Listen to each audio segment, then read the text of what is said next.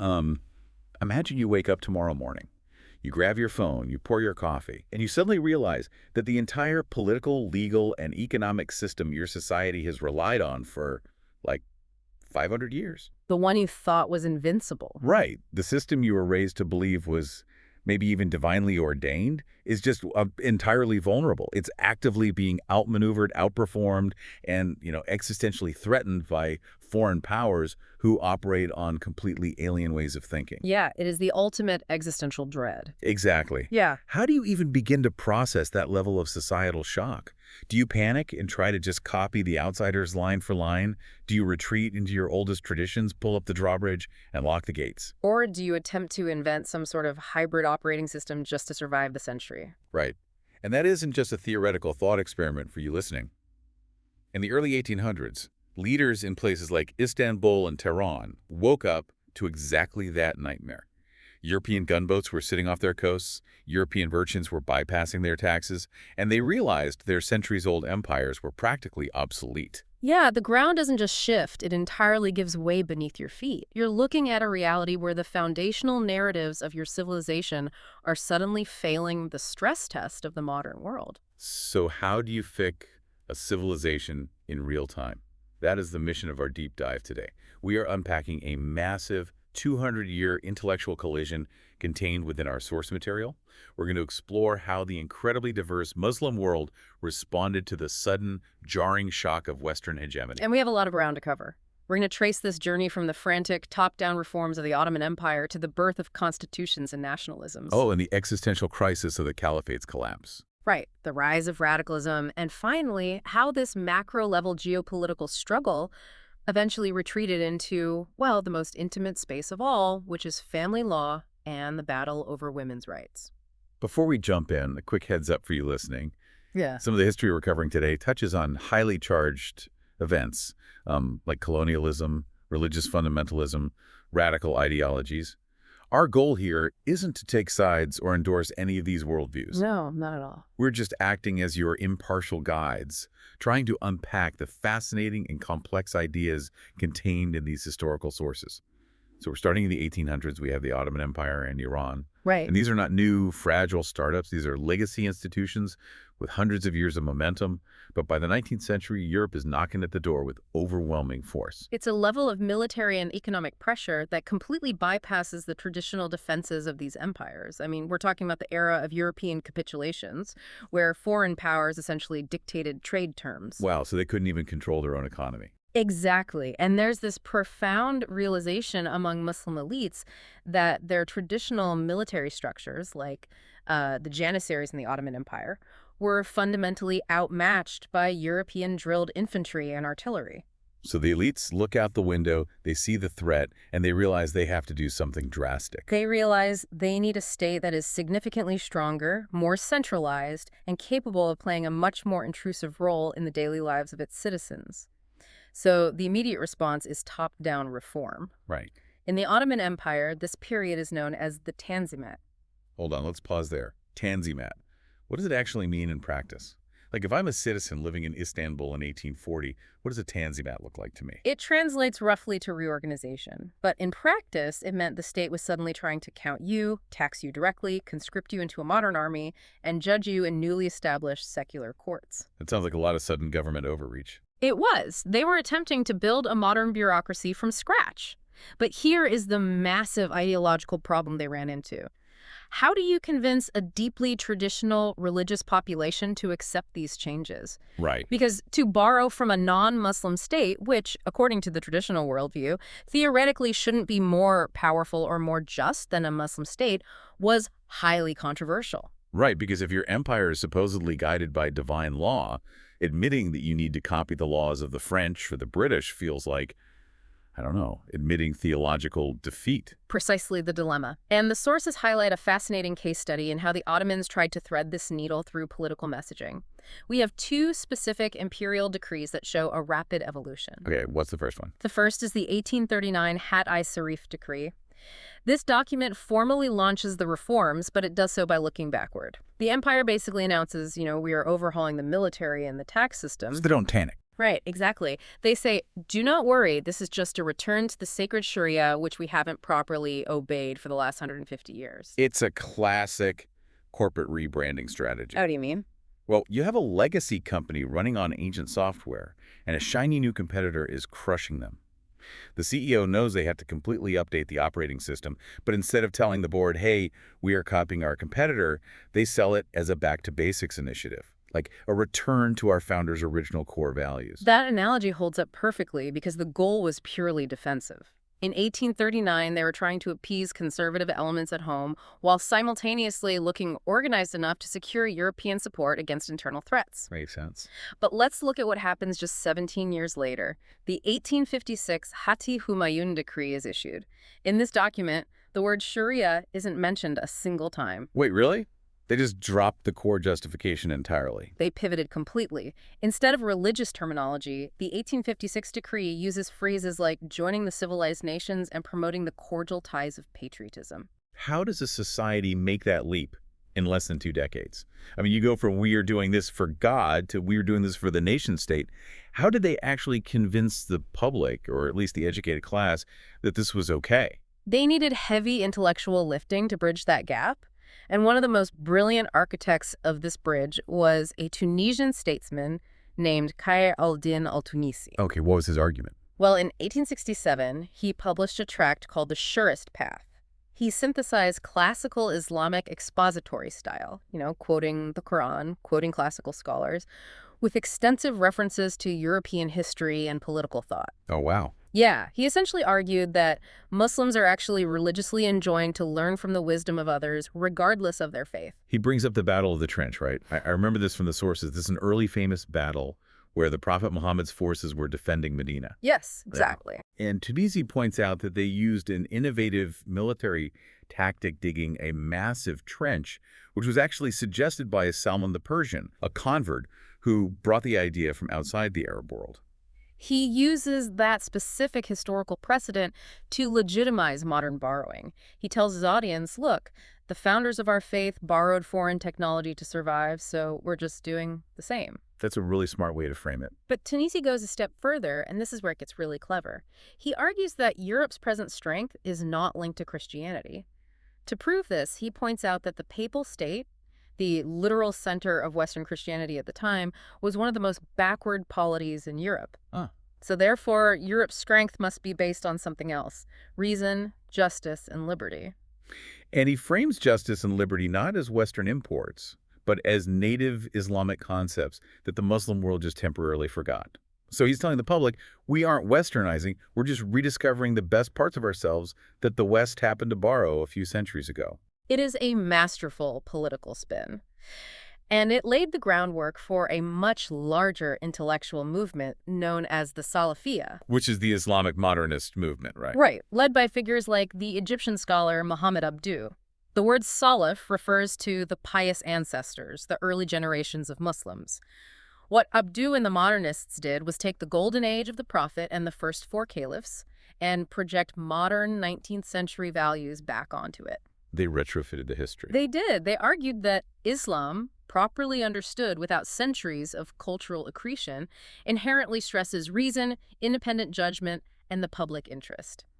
By claiming that the truest form of Islam was essentially perfectly aligned with modern progress, they effectively undercut the traditionalist clerics. So they were telling the public to be truly modern is to be truly traditional. Exactly. But I feel like there's a massive unintended consequence here.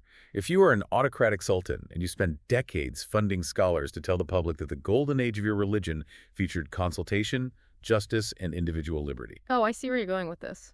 Right. Eventually, that public is going to look around at your absolute dictatorship and demand a say in the government. You are essentially arming them with the theological vocabulary to overthrow you. You've hit on the exact catalyst for the next phase of this history.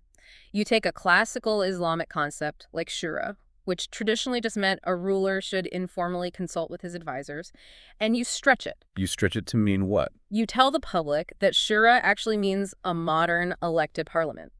You take the classical concept of the ahal wa akada, those who loosen and bind, which historically referred to the religious scholars who legitimized a ruler, and you reimagine them as parliamentary representatives elected by the people. Wow. Once you introduce those ideological reformulations, you fundamentally call into question the legitimacy of arbitrary absolute rule. Which totally explains why the late 19th and early 20th centuries saw the push for constitutions absolutely explode across the region. We see it in Tunisia in 1861, the Ottoman Empire in 1876, Egypt, and of course Iran between 1905 and 1911. The constitutional movements were the logical conclusion of the Tanzimat era. Westernizing reformers, merchants, and even some religious figures allied together to rein in rulers who were bankrupting their countries and selling off assets to European powers. Right. And what makes the Iranian constitutional revolution stand out is the sheer scale of grassroots mobilization. Yeah, the imagery from the sources on Iran is just staggering. They have this cultural tradition called bast, which means taking asylum or sanctuary in a place secured from government intervention. Yeah. Like usually a mosque or a shrine. Yes. Historically, it's a tool for an individual fleeing a local magistrate. But the sources describe a bast in 1906, where 14,000 Iranians camped out on the grounds of the British legation in Tehran. It was an incredible logistical and political feat. The bazaarists, the merchant class, essentially funded a massive strike while the clerics provided the moral authority. But why the British legation? Because it was extraterritorial. The Shah's troops couldn't enter it without sparking an international incident with the British Empire. That is so smart. 14,000 people demanding a constitution. But even with that massive unity against the Shah, there was still a huge internal ideological war. Right. Because if you were demanding a constitution, you were demanding a document that limits the ruler based on laws written by men. Right. How did they square that with the idea that society should be governed by the laws of God? That was the defining debate. Prominent traditional clerics like Fadl al-Nuri vehemently argued that secular Western-style constitutions were fundamentally incompatible with Islam. Because God already wrote the laws. Exactly. He argued that creating a legislative body was heresy because God had already provided the law. But on the other side, you had senior clerics like Muhammad Hussein al-Naini, who wrote a compelling treatise arguing for constitutional government. And the sources point out an amazing detail about Naini's work. The intellectual lineage of his treatise actually traces back to an Italian book from 1800 called Della Tiranide by Vittorio Alfieri. It got translated into Arabic in Cairo and then adapted by Naini into Persian. It's this incredible eastward flow of ideas being constantly recontextualized into an Islamic framework. It really highlights how porous intellectual borders were at the time. But to address your earlier point, how do you actually build a parliament based on a French or Italian model, but make it uniquely Islamic enough to satisfy the clerics who help you overthrow the Shah? Right, because the secular reformers need the clerics to mobilize the masses, but they probably don't want a theocracy. So what was the compromise? The compromise was codified into the Iranian constitution itself, specifically Article 2. It mandated the creation of a committee of at least 5 mujtahids, high-ranking clerics. Okay, and what was their job? Their sole job was to carefully review all matters proposed in the new parliament and aggressively reject any law that was, in their view, at variance with the sacred laws of Islam. Wait, if they were trying to build a modern representative parliament, why on earth would the secular reformers agree to a rule that gave 5 religious guys a total veto over the entire legislative branch? Aren't they just shooting themselves in the foot? It was a matter of pure political survival. The secular constitutionalists did not have the numbers or the grassroots influence to defeat the Shah on their own. They needed the religious establishment to declare the Shah's tyranny un-Islamic. The veto was the price of the coalition. So they essentially hard-coded a clerical override switch into the foundation of their new democracy. Yes, and the long-term implications of that compromise are profound. That committee of 5 clerics was the germ, the absolute seed of clerical rule. Oh, wow. Now, in practice, that veto power lay largely dormant for the next 70 years as subsequent monarchs marginalized the clergy. But the intellectual precedent was set. It established the idea that democratic legislation is ultimately subordinate to clerical interpretation. An idea that Ayatollah Khomeini would bring to full fruition in the Islamic Republic in 1979. It's wild to think the architectural blueprints for 1979 were drawn up in 1906. But, while Iran is trying to fix its state from the inside, Other parts of the Muslim world are experiencing something much worse. They're watching their entire empires shatter into pieces. If Yes. you are an Ottoman citizen, what happens to your identity when the borders literally move beneath your feet? You suffer a massive collective identity crisis. As the Ottoman Empire began losing territory in the Balkans and North Africa, the old, multi-ethnic, multi-religious framework of the empire collapsed. This birthed two primary competing ideologies. What were they? Nationalism, which was a European import aiming to divide the world into distinct nation-states based on language and ethnicity, and pan-Islam, which aimed to unite all Muslims politically regardless of where they live. Okay, let's unpack nationalism first, specifically Arabism. For a modern listener, it might seem obvious that Arabs would want an Arab state. But the sources make a really counterintuitive point. Arab nationalism wasn't some historical constant that had been simmering for centuries. No, it wasn't. It was largely constructed at the last minute.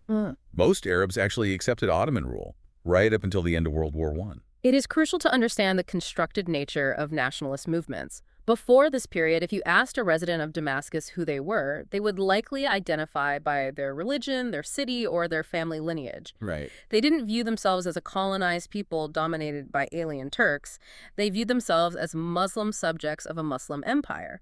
To create Arabism, intellectuals had to actively reconfigure group identity. So they had to shift the primary identifier from religion to language. Yes.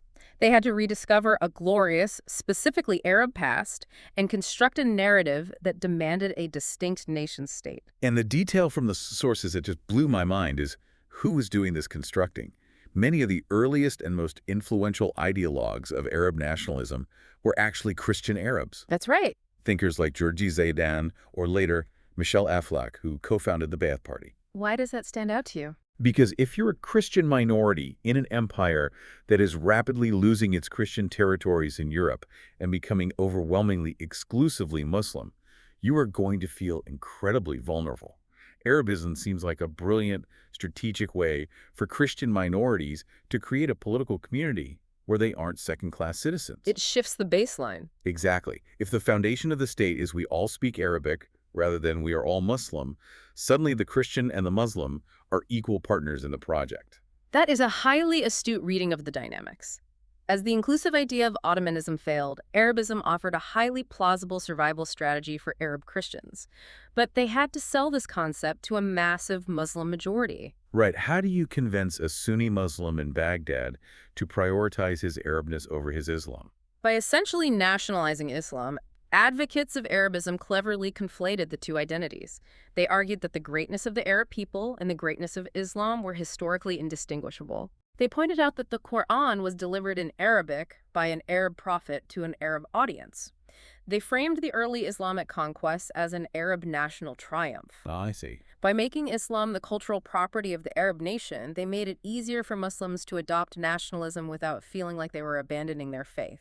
Meanwhile, the Ottoman Sultan is sitting in Istanbul watching this fragmentation, and he tries to fight back using the opposing ideology, which is pan-Islam. He dusts off a title that hadn't carried real political weight for a long time, the Caliphate. Yes, and the Ottoman claim to the Caliphate was historically dubious, to say the least. Classical Islamic jurisprudence dictated that the Caliph must belong to the Quraysh, the Arab tribe of the Prophet. And the Ottoman sultans were Turks. Exactly. For centuries, they had used the title merely as an honorific, but in the 18th and 19th centuries, they weaponized it as a diplomatic tool. The sources trace this back to a specific treaty, right? The 1774 treaty with Russia. Yes, the Treaty of Kusuk-Kainarka.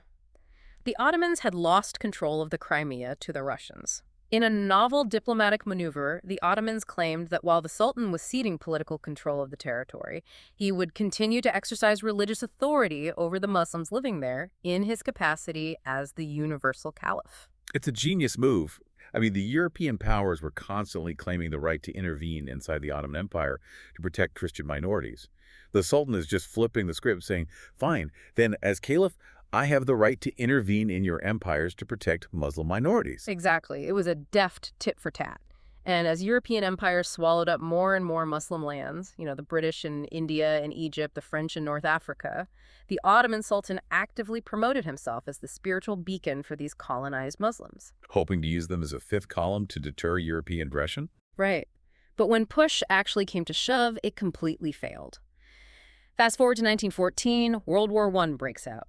The Ottomans ally with Germany. The Sultan, acting as caliph, formally declares a global jihad against the British, French, and Russian empires. He is trying to trigger a massive uprising of Muslims living under colonial rule. Yes, but the sources note that it just falls flat. Muslim soldiers in the British Indian Army and the French African forces mostly stayed loyal to their colonial flags and fought the Ottomans anyway. The practical failure of pan-Islam on the battlefield was profound. Nationalism and colonial paychecks proved stronger than a call to global religious solidarity.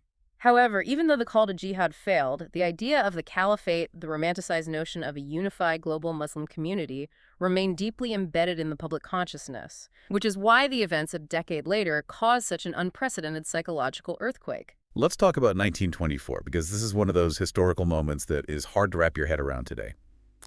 The Ottoman Empire has lost the war and collapsed. Out of the ashes, Mustafa Kemal Ataturk fights a war of independence and establishes the modern Republic of Turkey. And then he outright abolishes the caliphate. He does. He doesn't reform it. He doesn't pause it. He deletes the office entirely. How did he actually pull that off legally and politically? It was a masterclass in incremental dismantling. First, in 1922, Ataturk's Grand National Assembly separated the Sultanate, the political power, from the caliphate, the spiritual authority. Oh, I see. They abolished the Sultanate, exiling the ruler, but they allowed a cousin to remain as a purely ceremonial caliph. They essentially defanged the institution, turning the caliph into a figurehead akin to the modern British monarch, but without a state. So they test the waters. They see if the public will accept a caliph who has no actual political power. Yes. And 2 years later, in March 1924, feeling secure in his power, Ataturk had the assembly vote to abolish the caliphate entirely and exile the remaining members of the Ottoman dynasty. I cannot overstate the shockwaves this must have sent through the world.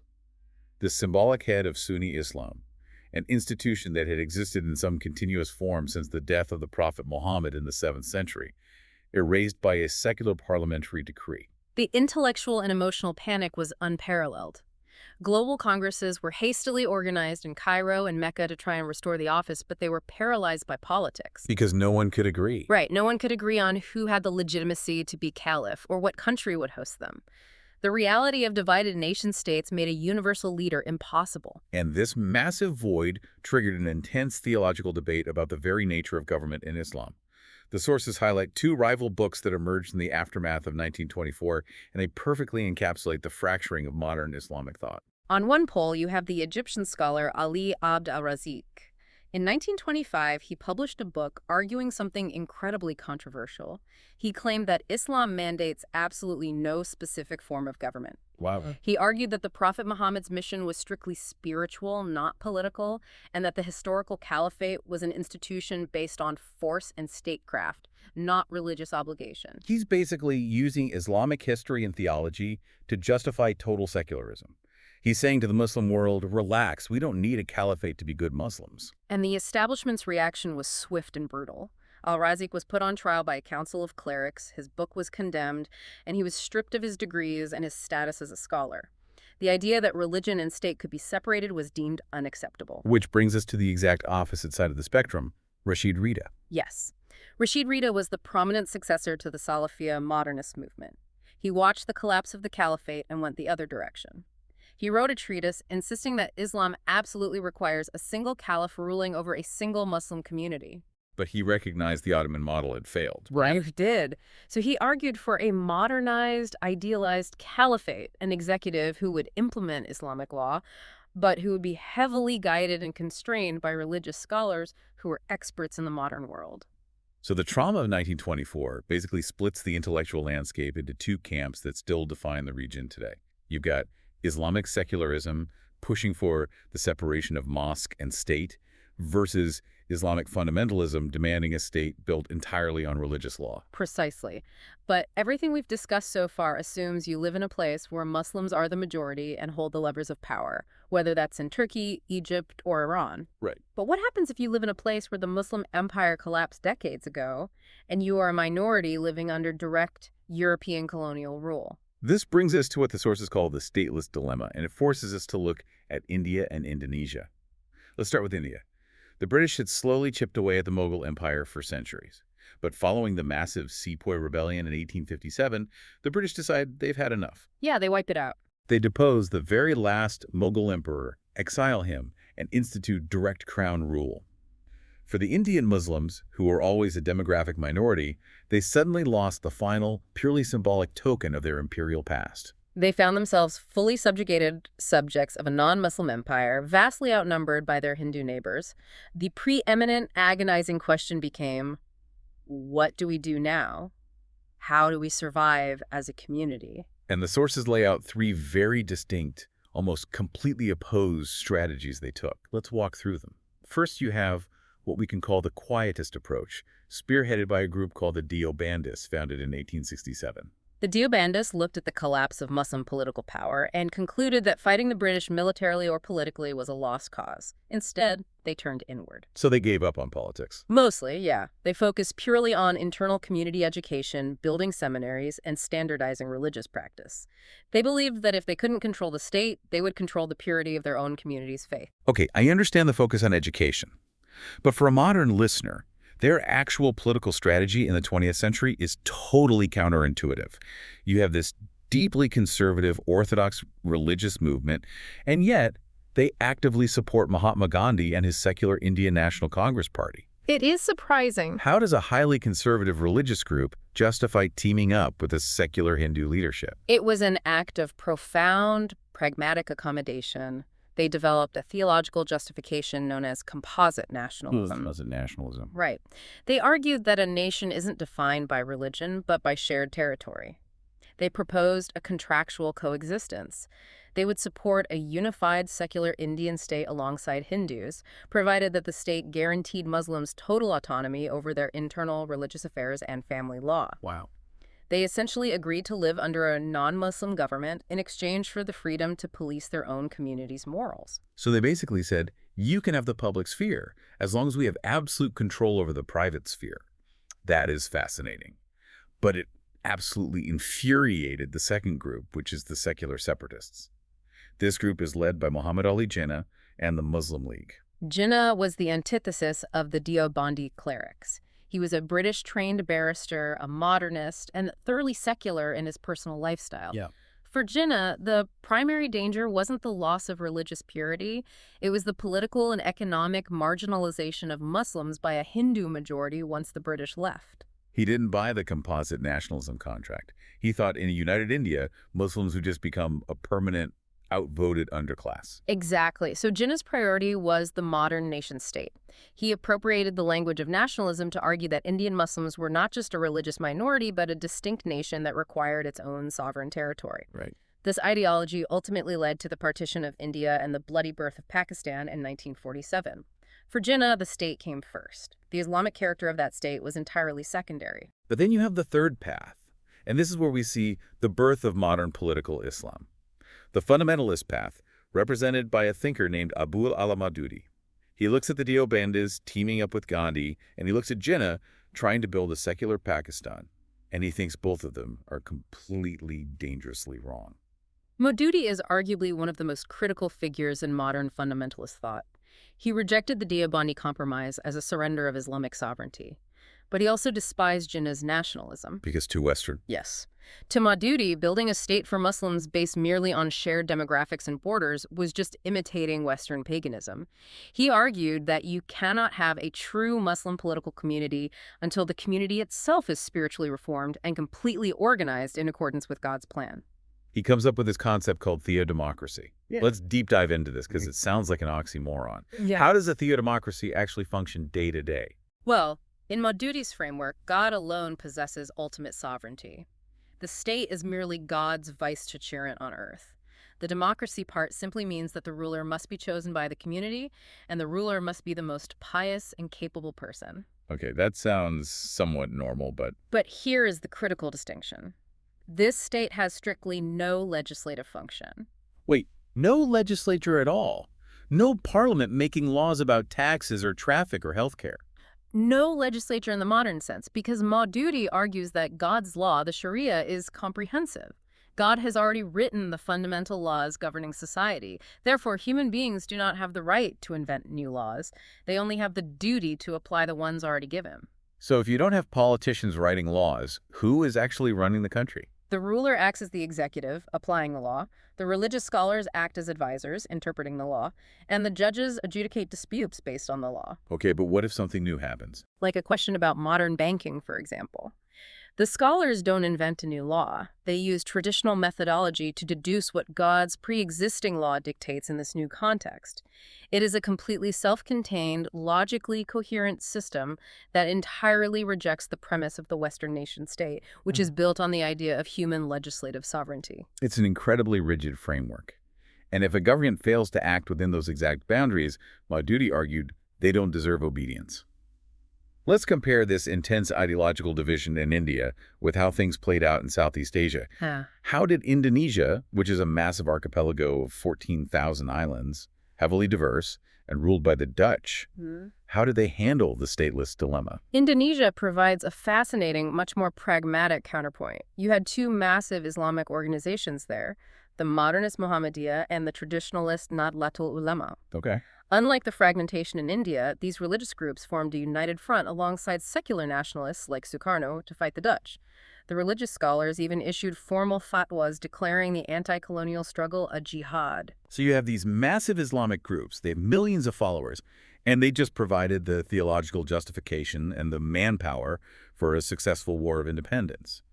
You would assume that when they finally kicked the Dutch out in 1945, these clerics are going to demand a strict Islamic state, maybe even something like Maududi's theodemocracy. They were certainly in a strong position to demand it, and there were intense debates. But ultimately, the Islamic leadership chose compromise over purity. They recognized that the new nation of Indonesia was incredibly fragile, encompassing hundreds of ethnic groups and significant Christian and Hindu minorities. So a strict state wouldn't work. Pushing for a rigid Islamic state would have instantly triggered civil wars and broken the country apart. So what was the compromise? They accepted the Pancasila, or the Five Principles, which Sukarno proposed as the ideological foundation of the state. The very first and most crucial principle simply mandated belief in one God. That's incredibly vague. By design. It was monotheistic enough to satisfy the Muslims, preventing an entirely secular state, but ambiguous enough that it didn't alienate the Christians or Hindus. And crucially, it did not mandate the implementation of Sharia law. Right. It was a fragile accommodation, but it prioritized national unity and survival over strict ideological dominance. So in India, ideological rigidity leads to partition, and Indonesia, pragmatism leads to a massive pluralistic state. But as we move into the second half of the 20th century, we start to see this pragmatism and the promises of the secular nation-states begin to crack. The states that champion secular nationalism, Arabism, or state socialism fail to deliver prosperity or military strength. And this vacuum leads directly to an explosive, radical backlash. The historical turning points here are stark, and they inflicted deep psychological wounds. The most prominent was the 1967 Six-Day War, where Israel completely devastated the combined armies of the secular Arab states. Right, a total defeat. This catastrophic defeat utterly shattered the myth of secular Arab nationalism as a vehicle for strength and dignity.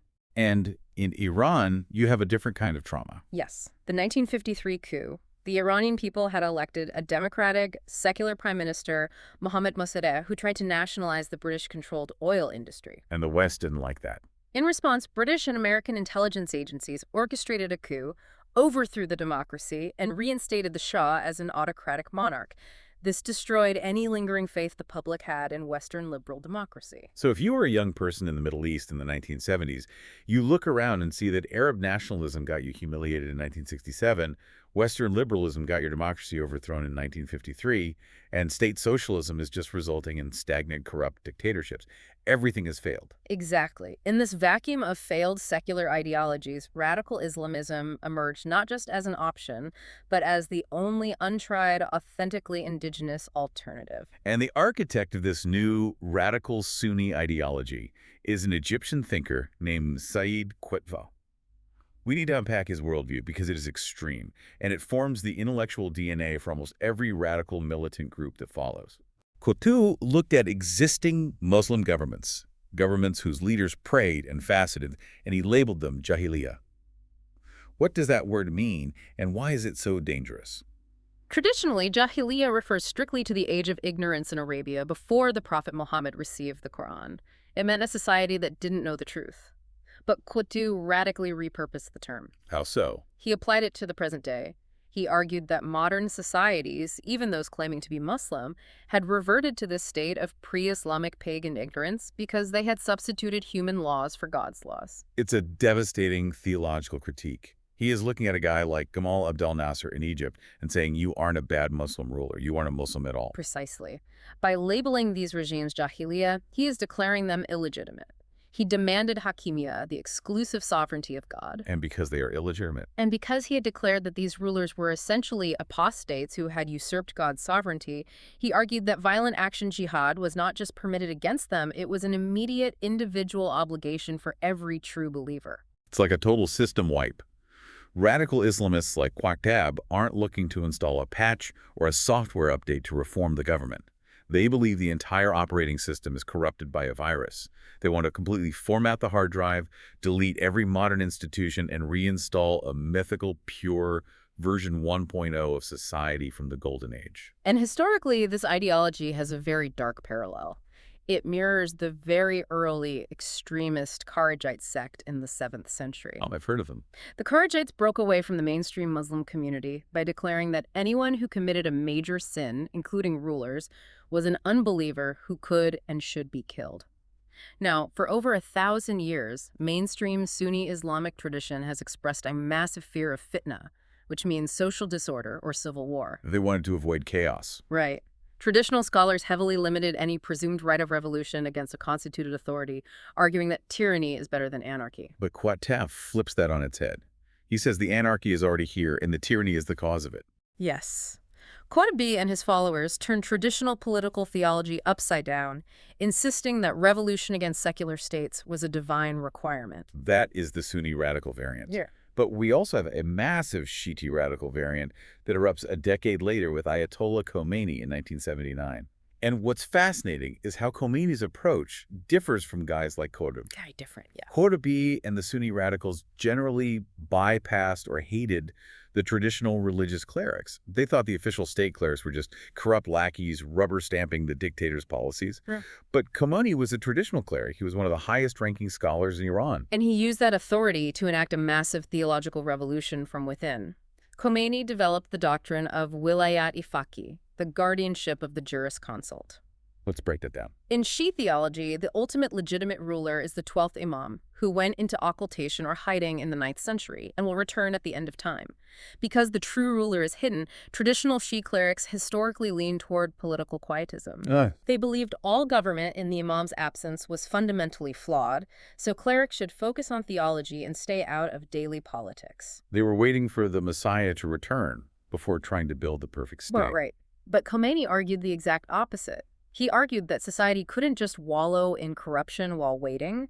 He claimed that in the Imam's absence, the most learned clerics, the fiqh, must take direct, absolute political control of the state to implement God's law. Wow. He wasn't just advising the government, he demanded the clerics be the government. So they overthrow the Shah and they establish the Islamic Republic of Iran.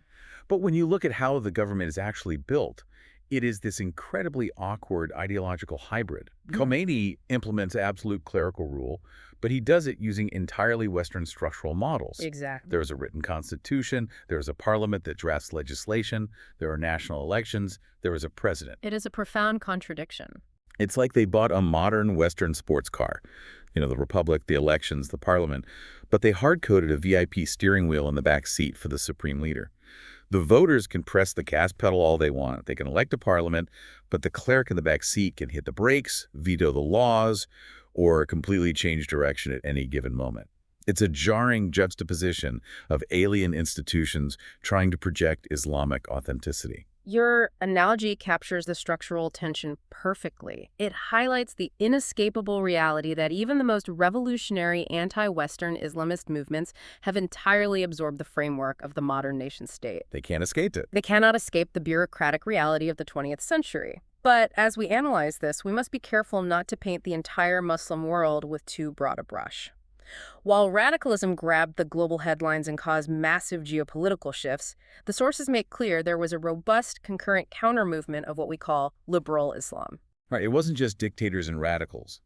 The sources explicitly highlight intellectuals from across the globe, figures like Fazlur Rahman in Pakistan or Abdul Karim Soroush in Iran. Yes. These are deeply religious thinkers who are advocating for pluralistic, representative government, equal rights for women and non-Muslims, and freedom of thought. And they base these arguments not on copying the West, but on deep readings of the texts. They lean heavily on Quranic principles, such as the verse stating there is no compulsion in religion. Okay.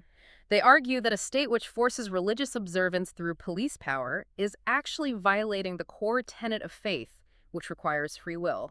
It's vital to remember that there is no single monolithic Islamic political thought. It's a highly dynamic, fiercely contested debate.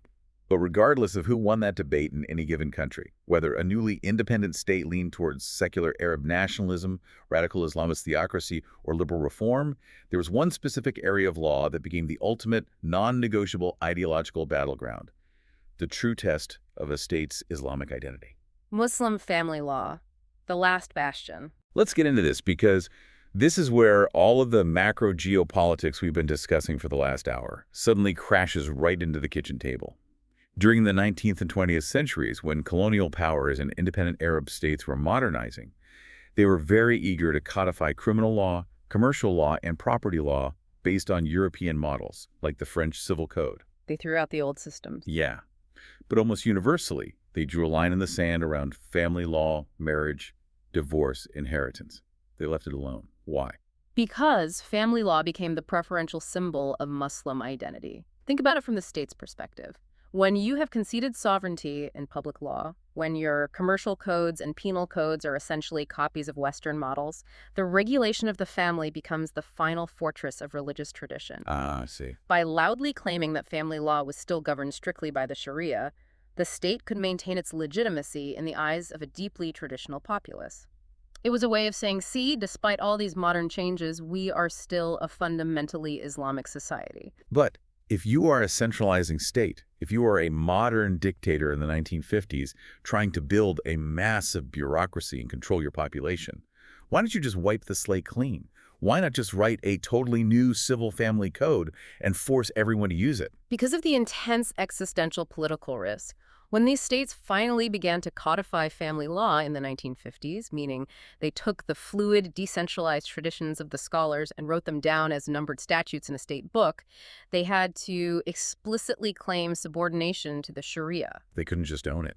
Exactly. The law texts themselves often contain a clause directing secular judges to refer back to traditional jurisprudence, or fiqh, if the statutory code is silent on a matter. So the state is legally admitting it doesn't have the final say. Exactly. If a secular state dares to outright ban something that God has explicitly allowed in the sacred texts, it risks vast political unrest. The clerics will accuse the government of apostasy, the public will view the laws as illegitimate, and the state could collapse.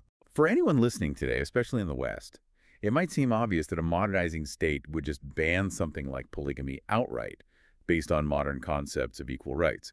But you're saying that in the 1950s Middle East, making that argument could literally get a government overthrown. Absolutely. Which brings us to the ultimate example of this tension from the sources, the polygyny paradox. We have two neighboring approaches in the 1950s that show just how volatile this last bastion is. Let's look at Tunisia and Iraq. Right. In 1956, Tunisia decides to take the leap. They ban and criminalize polygyny entirely.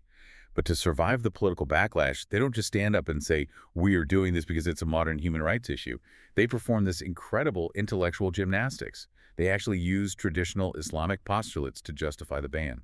It was a brilliant, if highly controversial, legal maneuver. The Tunisian lawmakers and courts argued that the Sharia explicitly mandates that if a man takes multiple wives, he must treat them with absolute perfect equality. Okay, that's in the text. Right.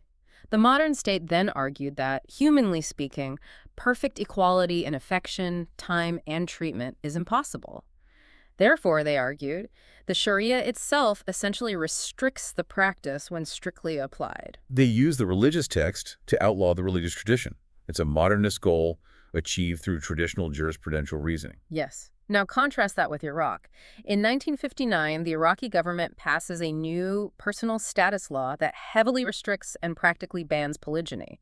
But they didn't have the same theological framing as Tunisia. And what happened? The backlash from the religious establishment and the traditional public was so fierce, the accusations of the state attacking Islam were so intense, that just 4 years later, in 1963, the government was forced to retreat. Wow, they walked it back. They amended the law to re-allow the practice. It demonstrates how incredibly dangerous it is for a state to tamper with this specific symbol of identity. And at the heart of this incredibly volatile bastion is what the sources call the core script of traditional family law. What is that script? The script is essentially a legal trade-off. Traditional family law mandates that the husband bears the sole financial obligation to maintain the family. He must provide housing, food, and clothing regardless of the wife's personal wealth. Okay.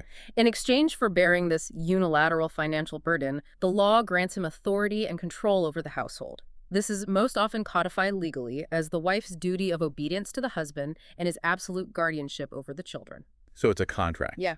Financial maintenance in exchange for domestic authority. But this script was written for a pre-modern agrarian world. What happens when the rapidly changing socioeconomic realities of the 20th and 21st centuries smash into that script? Today, women are entering the wage labor market in massive numbers. They're contributing financially to the household, paying the rent, sometimes acting as the primary breadwinners. But the law on the books doesn't care. Exactly. The law doesn't recognize this socioeconomic shift as altering the husband's legal authority. Furthermore, it doesn't change women's unequal inheritance rights. In traditional jurisprudence, a female often receives half the portion of a male in key degrees of relationship. And the justification for that is? The classical justification for this inequality is that men hold the exclusive financial burden of maintaining the family, so they need a larger share of the wealth. But when women are working and sharing that financial burden or taking it on entirely, the legal justification becomes completely disconnected from the lived reality on the ground.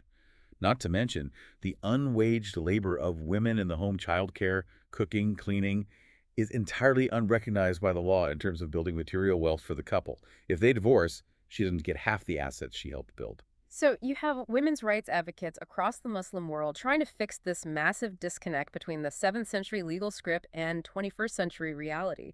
And their strategy is fascinating. They engage in what the sources term a double movement. Unpack that. What's a double movement? On one hand, they appeal outward, utilizing international human rights frameworks, such as CEDAW, the UN's Convention on the Elimination of All Forms of Discrimination Against Women.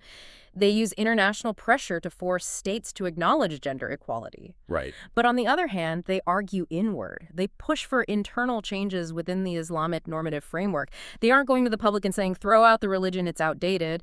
They are saying, the current state-enforced law actually denies women the dignity and justice that is inherently accorded to them in the true spirit of the Sharia. It is a highly sophisticated, multi-pronged approach, and it is incredibly pragmatic. For instance, the sources point out that many grassroots activists do not want to remove the man's financial obligations from the legal code.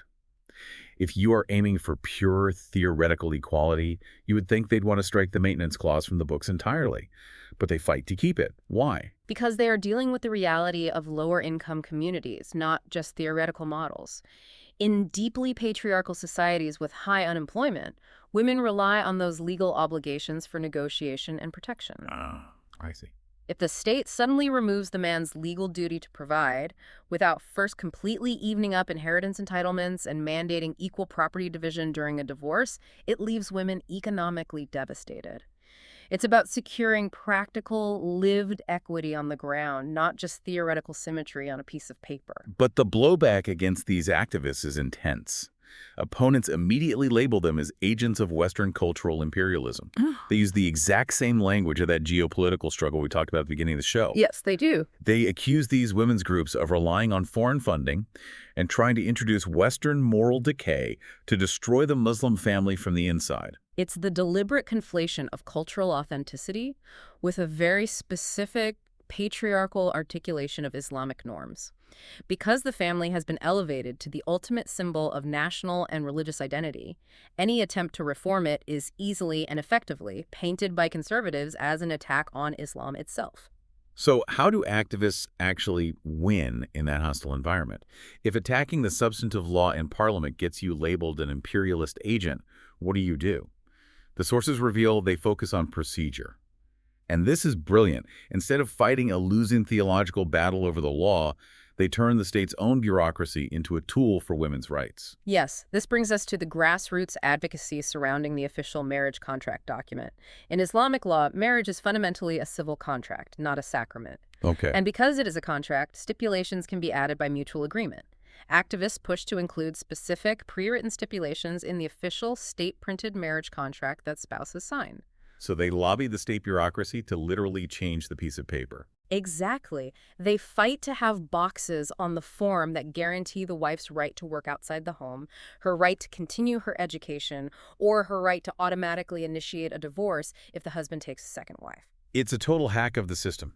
You bypass the toxic, gridlocked ideological debate in the parliament, you bypass the conservative clerics, and you just empower the individual woman at the kitchen table to negotiate her own rights within the traditional framework of an Islamic contract. It demonstrates the incredible resilience and strategic ingenuity of these movements. They're navigating an absolute minefield of international pressure, stubborn state bureaucracy, and entrenched traditionalism, finding highly practical, procedural ways to improve the lived realities of women without triggering a theological civil war. So let's step back and look at the incredible journey we've just taken. We started with this thought experiment about a society facing a sudden, terrifying existential shock from Western hegemony. And we saw how the Muslim world responded over the course of 2 centuries. It's been quite a ride. This collision forced a massive reimagining of what a state even is. It birthed completely new, constructed national identities like Arabism. It triggered the devastating psychological loss of the caliphate, which in turn spawned both radical fundamentalism demanding a return to the past and liberal reform pushing for a new future. Yeah. And ultimately, this massive, sweeping, macro-level geopolitical identity war didn't just stay in palaces and parliaments. It retreated into the most intimate space of all. The marriage contract at the kitchen table became the final front line of a 200-year struggle for identity. It is a profound historical arc, and it leaves us with one final, deeply provocative paradox to mull over. We've talked extensively about modern states trying to protect this last bastion of the Sharia by codifying family law. Right. But consider the sheer philosophical contradiction of codifying divine law. Traditional Islamic jurisprudence, fiqh, was inherently fluid. It was a massive decentralized body of highly debated scholarly opinions, adaptable to different times, different cultures, and different contexts. It was a centuries-long conversation among scholars. Right. It was a living, breathing dialogue, not a rigid rule book. Exactly. But the moment a modern centralizing nation-state takes that fluid, debated religious tradition and writes it down as a rigid, numbered statute enforced by a secular police force, adjudicated by secularly trained judges, and rubber-stamped by a parliament, hasn't it already ceased to be traditional religious law? Oh, wow. By trying to save the last bastion of the Sharia by putting it into a state code, did they actually surrender it to the ultimate Western invention, the bureaucratic nation-state? In attempting to defend the divinity of the law, the state essentially replaced God with the legislature. That is a staggering thought. In trying to defend the fortress from the West, they entirely rebuilt it using the enemy's blueprints. Well, thank you for joining us on this deep dive. Keep exploring, keep questioning the structures around you, and we'll catch you next time.